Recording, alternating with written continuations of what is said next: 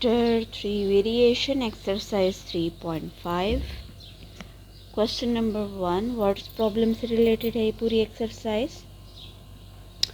Okay, number 1 question है Edge is made of wooden planks. The thickness T of edge varies directly. ठीक है, direct variation का question है as number of planks n. Thickness T जो है vary करती है directly as number of planks N में. ठीक है, 4 प्लैंक्स में 12 सेंटीमीटर थिक एज. ठीक है, और फाइंड उसमें फिर ये दो वैल्यूज़ करनी है. फर्स्ट फाइंड करना है thickness of the edge when number of planks is 6 और सेकंड में हमने करना है number of planks when thickness of edge is 9 centimetre. तो सबसे पहले जिस तरह हम लोगों ने प्रीवियस एक्सरसाइज में डायरेक्ट वेरिएशन के क्वेश्चंस किए थे, सेम ये वर्ड प्रॉब्लम भी उसी से रिलेटेड है. सो स्टार्ट करते हैं.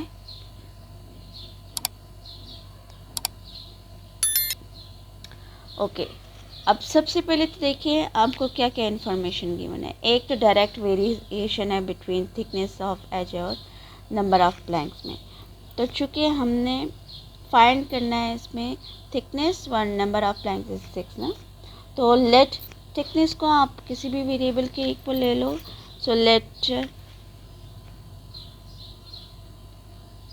थिकनेस को हम ले लेते हैं t.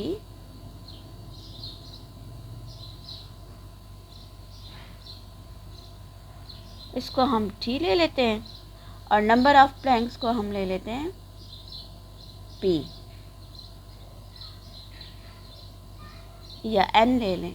नंबर्स हैं तो n ले लें. ठीक है, वेरिएबल आप अपनी मर्ज़ी से भी ले सकते हैं. थिकनेस को आप x कह सकते हैं, नंबर ऑफ प्लैंक्स को y भी कर सकते हैं, आपकी मर्ज़ी. ठीक है, तो हमने t और n ले लिया क्योंकि क्वेश्चन में भी यहाँ पर थिकनेस को t और नंबर ऑफ प्लैंक्स को n लिया हुआ है, तो हम t और n ही ले लेते हैं. As there is direct variation,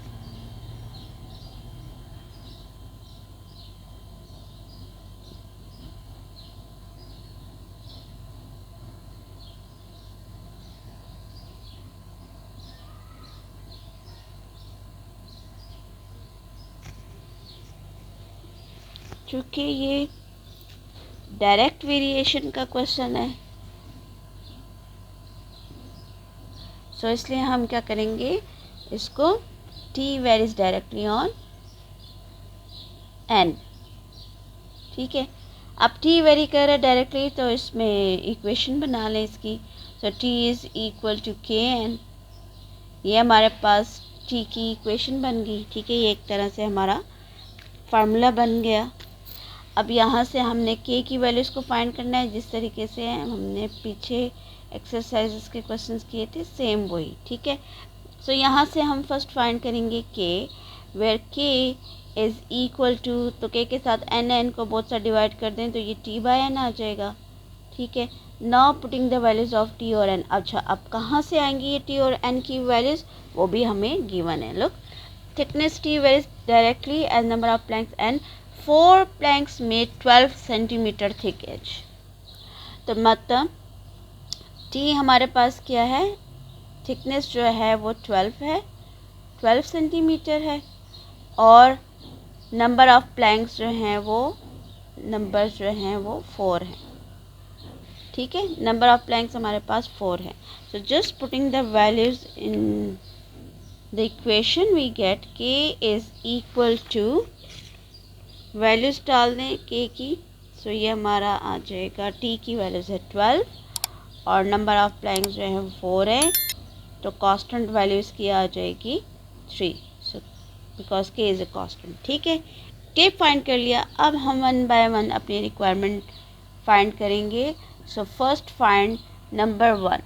find करना है इसमें thickness of edge when number of planks is 5. Means thickness को हमने t लिया हुआ है तो t फाइंड करना है, जबकि n जो है वो हमारे पास 6 गिवन है. ठीक है, सो अब from the equation first equation से ही हमने ये लेना है where t is equal to kn. ठीक है, ये फार्मूला है. k हमने फाइंड कर लिया है already, just putting the values तो then we get the thickness. तो T इज़ इक्वल K है 3 और N है 6, सो ये आ जाएगा 18। थिकनेस हमारे पास आ गई 18। ठीक। सेकंड हमने फाइंड करना है नंबर ऑफ प्लैंक्स, मीन्स के N फाइंड करना है, जबकि थिकनेस आपको दी हुई है, थिकनेस दी हुई है 9 सेंटीमीटर। सही। Now find N again from equation first equation, इसको आप नंबर भी दे सकते हैं फर्स्ट इक्वेशन, यहाँ इस तरीके से। तो यहाँ आप लिख सकते हैं from equation first we have T, चूँकि N फाइंड करना है, तो as we have T is equal to K N है। ठीक है, तो यहाँ से N की वैल्यूज़ डिराइव कर लें। N को अकेला करना है तो K को डिवाइड कर देंगे बोथ साइड, तो ये आ जाएगा T बाय K। ठीक है, T by K। Now putting the values, अब इसमें हम वैल्यूज़ डाल देंगे। T की जगह T की वैल्यूज़ डाल दें, एंड दैट इज़ 9 सेंटीमीटर। ठीक है, और K कांस्टेंट है, ये हमारे पास दैट इज़ 3। जब बस ये सेंटीमीटर ना लिखे, कटिंग कर लें तो नंबर ऑफ प्लैंक्स हमारे पास आ जाएंगे 3। 3 1 ज़ा 3 और 3 3 ज़ा। ठीक, चूँकि ये वर्ड प्रॉब्लम है तो इसीलिए हम रिज़ल्ट में आंसर लिखते हैं। तो आंसर आपने किस तरीके से मेंशन करना है, चूँकि फाइंड हमने करना था थिकनेस और नंबर ऑफ प्लैंक्स को, सो रिज़ल्ट लिख लेंगे हम वर्ड प्रॉब्लम की फॉर्म में। रिज़ल्ट की हेडिंग दे दें, और चूँकि हमने थिकनेस फाइंड की है 8, so hence thickness of edge is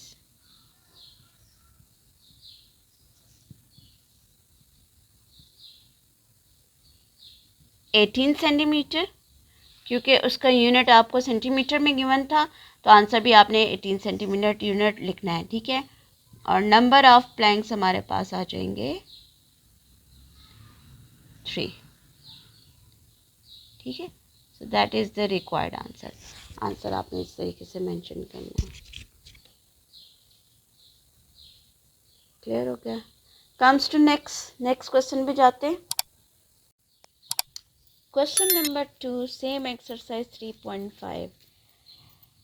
In a fountain, the pressure P of water of any internal point, ठीक है, प्रेशर जो है वो किसी भी इंटरनल पॉइंट से वेरीज करता है डायरेक्टली एज डेप्थ D, ठीक है, from the surface. So there is direct variation from of pressure P as direct varies on depth D. Pressure is 51 Newton पर centimetre square when depth is 3 centimetre. कहते हैं pressure जो है वो 51 Newton पर centimetre square होता है जब डेप्थ उसकी 3 सेंटीमीटर हो। तो अब फाइंड करें प्रेशर फाइंड करो व्हेन डेप्थ इज़ 7 सेंटीमीटर। जब 7 सेंटीमीटर की डेप्थ होगी तो तब प्रेशर जो है वो कितना होगा? ऑब्वियसली वो ज़्यादा ही होगा। ठीक है, क्योंकि डायरेक्ट वेरिएशन है, एक वैल्यूज़ अगर इंक्रीज़ होती है तो उसी के साथ साथ दूसरी भी इंक्रीज़ होगी। सो लेट वी चेक कि जब डेप्थ 7 सेंटीमीटर होगी तो तब उसमें पानी का प्रेशर जो है वो कितना होगा। ठीक है, so as there is direct variation, so P varies, हम यहाँ भी जो है ले लेंगे let pressure is equal to P as, आप डायरेक्ट भी लिख सकते हैं, प्रेशर लेट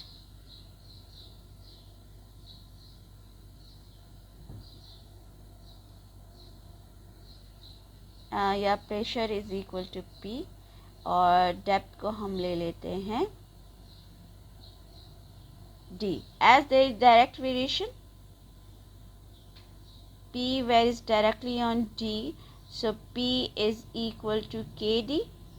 ठीक है, अब ये हमारे पास फार्मूला बन गया P is equal to K D का, where K is a constant.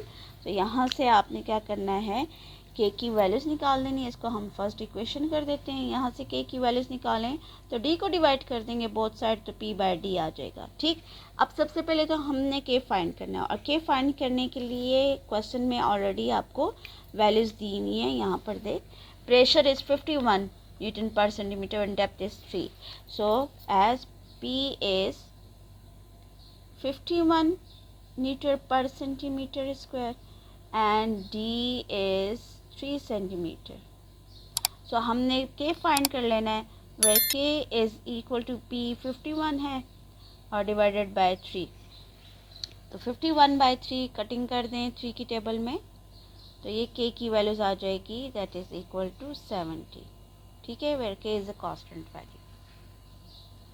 K हमारे पास आ गया 17। नाउ फाइंड क्या करना है, pressure when depth is 7।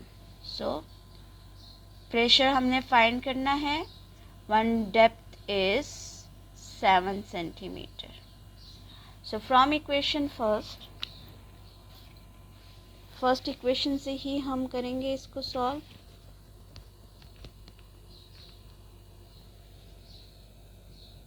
So from equation first we have P is equal to KD. So just putting the values of K, where K is 17 and D that is 7. तो 17 को 7 के साथ multiply कर दें, so P is equal to 190। ठीक है, अब चूंकि ये प्रेशर है तो रिजल्ट में आंसर कर दें। हैंस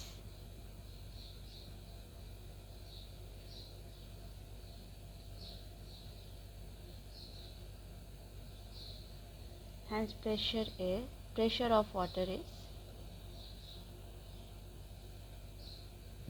119 न्यूटन पर सेंटीमीटर स्क्वायर। आंसर आपने उसका यूनिट ज़रूर लिखना है। ठीक है, so then we get the answer.